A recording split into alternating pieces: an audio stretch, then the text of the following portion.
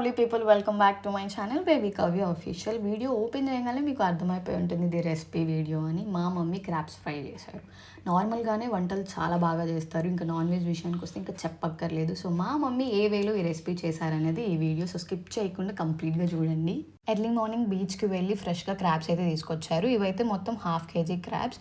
రావడంతోనే cleaning process అనేది start చేసేసారు. మంచిగా ఆ వేస్టేజ్ అంతా తీసి వాటర్లో వేసి ఆ వాటర్ కూడా 4-5 times ఎక్స్చేంజ్ చేసి చాలా మంచిగా వాష్ చేశారు.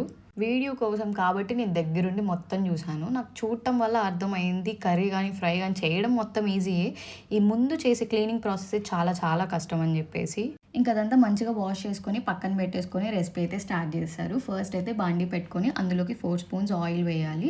అదంతా కొంచెం హీట్ అయిన తర్వాత ఫస్ట్ తాలింపు గింజలు వేసి నెక్స్ట్ కట్ చేసి పెట్టుకున్న ఒక ఆనియన్ అండ్ 2 మిర్చి యాడ్ చేసేసి జస్ట్ నార్మల్గా అలా తిప్పేసేయాలి. ఫ్రై కాబట్టి కొంచెం ఆయిల్ అనేది ఎక్కువే పట్టిద్ది. నార్మల్గానే మనం వెజ్ ఫ్రైస్ అలా చేసుకున్నప్పుడు కొంచెం ఆయిల్ అనేది ఎక్స్ట్రానే వేస్తాము మంచిగా ఫ్రై అవ్వడానికి. ఇంకా నాన్ వెజ్ కాబట్టి ఖచ్చితంగా ఎక్కువసేపు అనేది ఉండాలి కాబట్టి మనం ఆయిల్ అనేది ఎక్స్ట్రా వేసుకోవాలి. తర్వాత కొన్ని కర్రీ లీవ్స్ కూడా యాడ్ చేసుకొని మంచిగా మిక్స్ చేసుకొని నీట్గా వాష్ చేసి పెట్టుకున్న క్రాబ్స్ కూడా యాడ్ చేసేసుకొని నెక్స్ట్ ఒక 1/2 spoon కల్లుప్పు కూడా యాడ్ చేసేసి తర్వాత ఒక 1/2 spoon సాంబార్ పసుపు కూడా యాడ్ చేసుకొని మంచిగా అవంతా మిక్స్ అయ్యేలాగా బాగా మిక్స్ చేసేసుకోవాలి. ప్రతి పీస్కి పట్టేటట్టు మంచిగా అయితే మిక్స్ చేసుకోవాలి. మిక్స్ చేసుకున్న తర్వాత 1 spoon కారం యాడ్ చేసుకోవాలి. మా మమ్మీ స్పైస్కి తగ్గట్టు 1 spoon వేసుకున్నారు. ఇంకా స్పైస్ వేసుకోవచ్చు అనుకుంటే ఇంకొక స్పూన్ కూడా యాడ్ చేసుకొని మిక్స్ చేసుకోవచ్చు. అవి కొంచెంసేపు ఫ్రై అయ్యే లోపల మనం ఒక జార్ తీసుకొని అందులోకి కొన్ని ధనియాలు, ఎండు కొబ్బరి, చిన్నులపాయలు యాడ్ చేసుకొని మిక్సీ చేసుకొని పక్కన పెట్టుకోవాలి.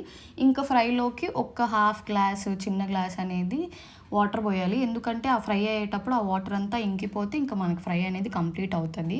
అదంతా మంచిగా ఉడికేటప్పుడు ఇందాక గ్రైండ్ చేసి పెట్టుకున్న పేస్ట్ కూడా యాడ్ చేసేసి మంచిగా మిక్స్ అయ్యేలాగా మిక్స్ చేసేసుకొని ఒక 20 minutes వదిలేస్తే ఇంకా ఫ్రై అనేది మనకి మంచిగా రెడీ అయిపోతుంది.